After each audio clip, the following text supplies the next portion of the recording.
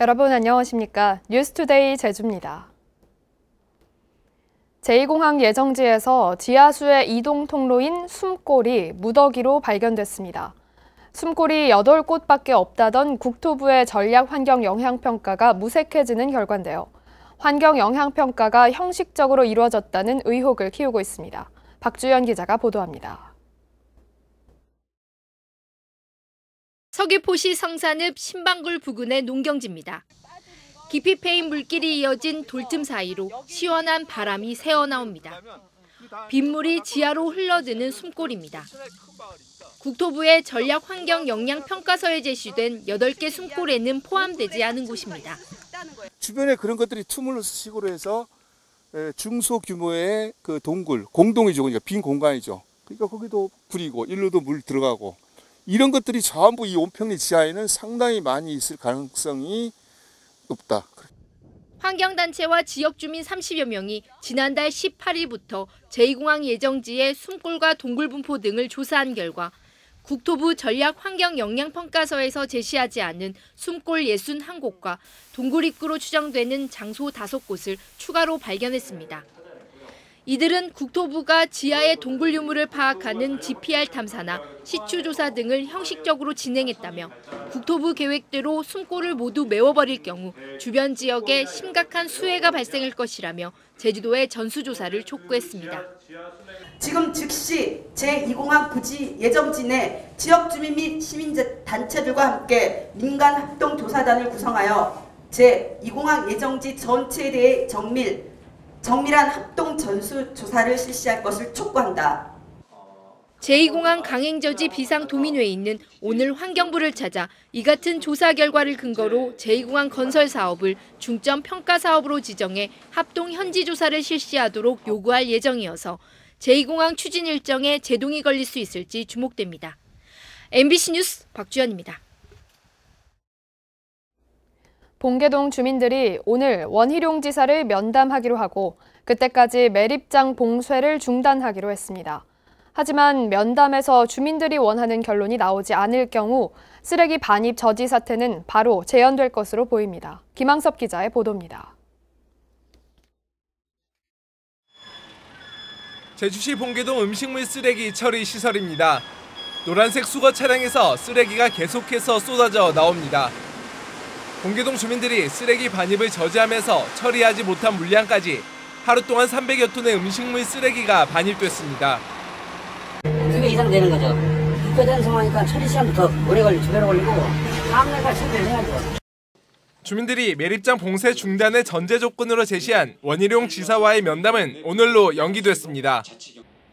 원 지사가 출장 등의 이유로 면담을 연기할 것을 제안하자 봉계동 매립장 주민대책위는 긴급회의를 2시간가량 진행해 면담 때까지 쓰레기 반입에 협조하기로 했습니다.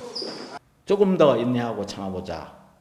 제주 시민, 도민, 관광객들의 그 불편함을 이왕에 참은 거 하루 참아보자 더.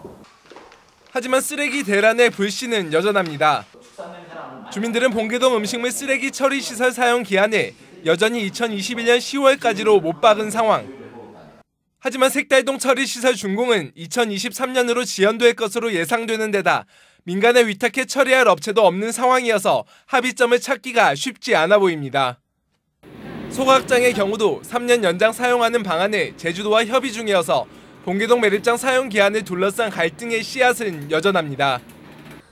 주민들은 지사와의 면담에서 협상이 잘 이루어지면 일단 오는 10월까지 쓰레기 반입에 협조하고 이유는 색달동 음식물 쓰레기 처리시설 준공이 2021년으로 확실해질 경우 쓰레기 반입을 허용하겠다는 계획입니다.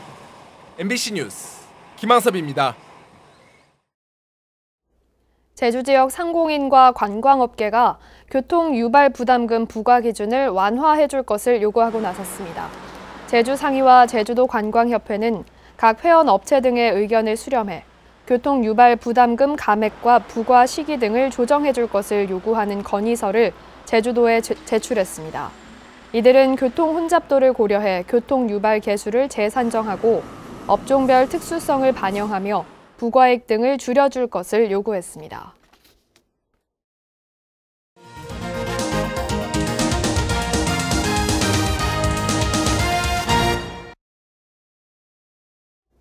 뉴스 보도 이후 달라진 상황을 점검하는 뉴스 후 순서입니다.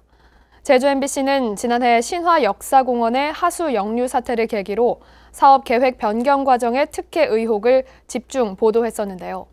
1년이 지난 지금 상황은 어떨까요? 김찬년 기자가 취재했습니다. 1년 전 하수 역류 사고가 발생했던 신화역사공원 안입니다. 당시 하수 발생량이 허가량을 초과했고 허가를 받은 뒤 사업 변경 과정에서 원단위를 낮춰준 것으로 드러나 특혜 의혹까지 일었는데요. 현재는 제주도 의회에서 행정 사무조사를 벌이고 있습니다. 1년이 지난 지금 하수 처리는 어떻게 되고 있을까요? 저희 취재진이 점검해 보겠습니다.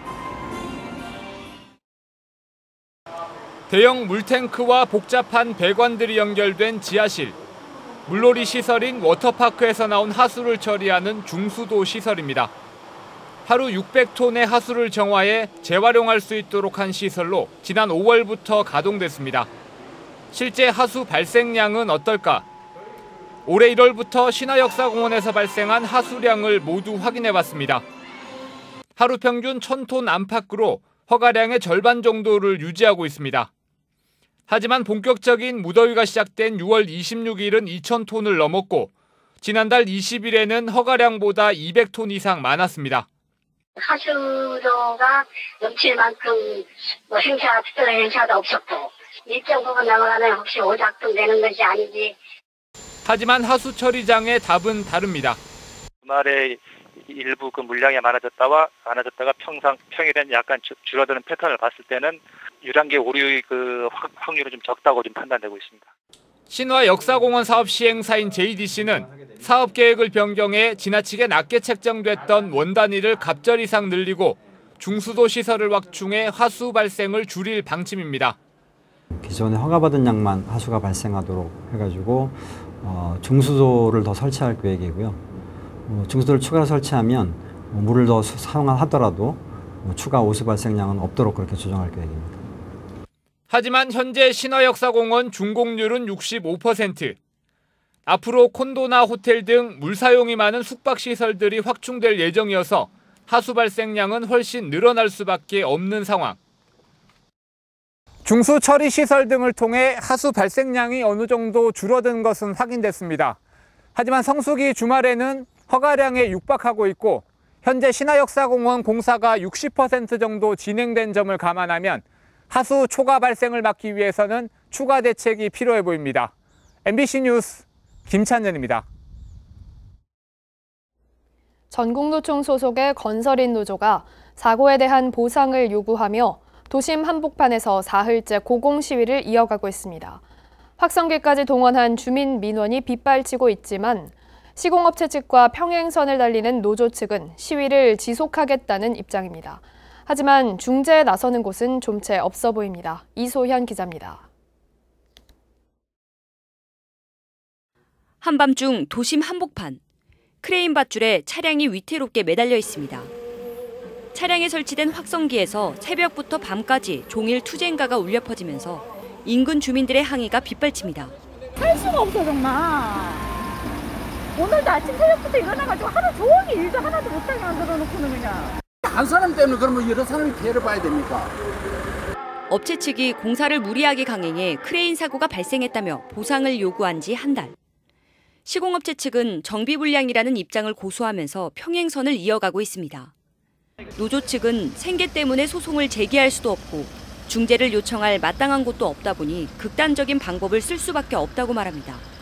아무리 해도 안 되니까는 저희 지부장님 혼자 단독으로 그냥 올라가신 거거든요. 해결이 안 되면 그냥 뛰어서 내려 죽겠다. 지부장님 말씀은 그 정도로 지금은 간절하고 저희들은. 노사 문제부터 대규모 개발 사업까지 서로의 입장차가 조율되지 않고 타협되지 않으면서 이 같은 시위는 증가하고 있습니다.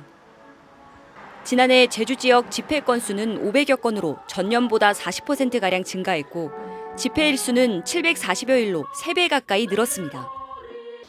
갈등 중재를 누가 할 것인가의 문제로 비화되고 있기 때문에 행정수수로 보다 더 제도화된 틀 내에서의 이런 문제들을 관심 있게 조망하고 해결책을 강구하는 것이 필요하다고 생각합니다.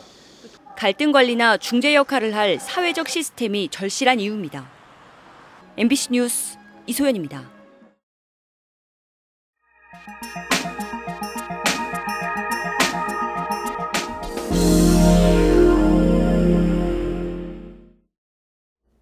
요즘 자치단체들이 일본 상품 불매 운동을 넘어 일제강점으로 유래된 역사 바로잡기 운동을 준비하고 있습니다.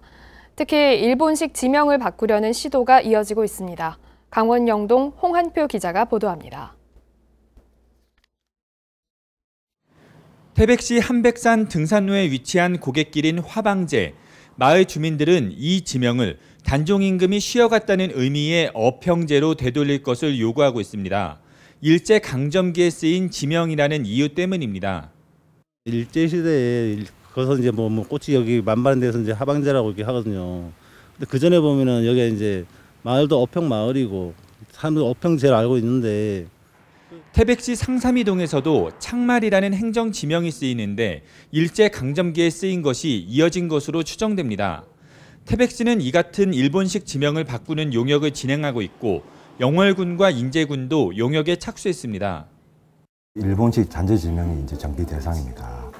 마을 주민이라든지 향토 사학자, 지명 전문가 및 관계기관의 의견을 최대한 청취를 해서 정성군은 괴병산, 부수베리, 문두치 등 25가지 지명이 일제강점기에 바뀐 것인지를 확인하기 위해 내년부터 용역에 들어갑니다. 일제가 교묘하게 지명을 바꾼 경우는 도내에서 춘천 상방동과 하방동, 원주 거론과 고청, 철원, 명성산 등 11건으로 확인되고 있습니다.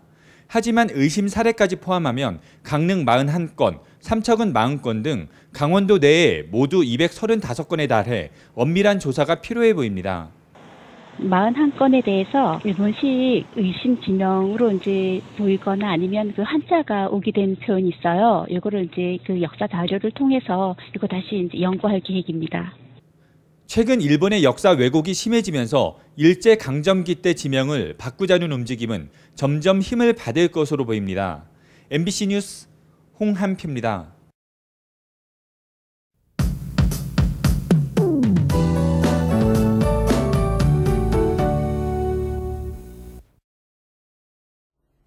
오늘도 외출하실 땐 우산을 꼭 챙겨 나가셔야겠습니다. 아침부터 비가 내리겠는데요. 예상되는 강수량은 내일 밤까지 50에서 100mm고요. 비는 서귀포와 산지를 중심으로 내리겠고 제주시와 고산 지역은 곳에 따라서 빗방울이 쏟아지겠습니다. 지역 간의 강수량의 차이가 크겠고요. 내일 새벽부터 낮 사이엔 돌풍과 함께 시간당 30mm 이상의 강한 비가 내리겠습니다. 비 피해 없도록 미리 시설물 점검 잘 해주셔야겠습니다. 더위의 기세가 한풀 꺾인 듯 싶었는데 오늘은 다시 기온이 오르겠습니다. 오늘 아침 기온은 26도, 낮 최고 기온은 31도로 어제보다 덥겠는데요. 가을이 온다는 처서인 금요일이 지나고 나면 한낮 기온이 30도를 밑돌면서 더위는 누그러지겠습니다. 다음은 자세한 지역별 날씨입니다. 현재 기온 북부와 서부가 26도, 남부와 동부가 25도를 보이고 있습니다. 낮 최고 기온은 북부와 동부가 31도까지 오르겠고 서부와 남부가 30도로 예상됩니다. 이 시각 섬지역의 기온은 25도 선에서 출발하고 있고요. 오늘 비가 내리겠습니다. 제주도 남쪽 먼바다는 오늘 오후부터 내일까지 바람이 강하게 불겠습니다. 물결도 1.5에서 2.5m로 높게 이는 만큼 항해나 조업하는 선박은 주의하시기 바랍니다. 오늘 아침 제주공항은 구름 많은 가운데 항공편은 정상 운항되고 있습니다. 주간 날씨입니다. 비가 그치고 나면 구름 많은 날씨가 이어지겠고요. 기온이 점차 내려가며 가을에 접어들겠습니다. 내리셨습니다. 제주지방법원 제2형사부는 강제추행 혐의로 기소된 52살 정모 씨에게 징역 2년 6개월을 선고하고 40시간의 성폭력 치료 프로그램 이수를 명령했습니다. 정 씨는 지난 5월 제주 동문시장 인근 거리에서 아이 부모가 제지했는데도 3살 여자아이를 여러 차례 껴안아 추행한 혐의로 재판에 넘겨졌습니다. 재판부는 동종 전과가 있음에도 같은 범행을 저질렀다는 점에서 엄벌이 불가피하다고 밝혔습니다. 종교적 멘토 관계를 빌미로 접근해 20대 여교사를 살해한 혐의로 1심에서 징역 30년이 선고된 40대에게 검찰이 항소했습니다. 제주지방검찰청은 살인과 특수증상해 등의 혐의로 1심에서 징역 30년을 선고받은 46살 김모 씨에 대해 양형이 낮다며 법원에 항소장을 제출했습니다. 김 씨는 지난해 6월 서귀포시 모 아파트에서 초등학교 교사를 무차별 폭행해 숨지게 한 혐의로 검찰은 지난달 결심 공판에서 무기징역을 구형했습니다. 곶자왈 사람들과 제주 생태관광협회, 제주환경운동연합 등은 성명을 통해 곶자왈 보전을 위한 제도 마련을 지역 국회의원들에게 촉구했습니다. 이들 단체는 곶자왈 보존과 관리 조례가 있지만 상위법에 근거가 없어 선언적 의미에 그치고 있다며 곶자왈 보호지역 지정을 위한 특례 조항이 담긴 제주특별법 6단계 제도 개선안이 통과되도록 제주도와 국회의원이 나서라고 주장했습니다. 민주노총 전국공공운수노조 제주지역 버스지부는 성명을 내고 도내 버스업체가 연차 수당 선지급으로 짜맞추기식 연봉을 지급하고 있다고 주장했습니다. 노조는 연차 유급 휴가 수당을 선지급하는 방식으로 입사 1년차 연봉을 책정해 사실상 연봉 금액이 깎이는 불이익이 발생하고 있다며 연차 수당 선지급 관행을 없애라고 요구했습니다. 우리 연안에서 방류된 바다거북들이 일본과 베트남 등지를 돌아 다시 한국으로 돌아오는 것으로 확인됐습니다.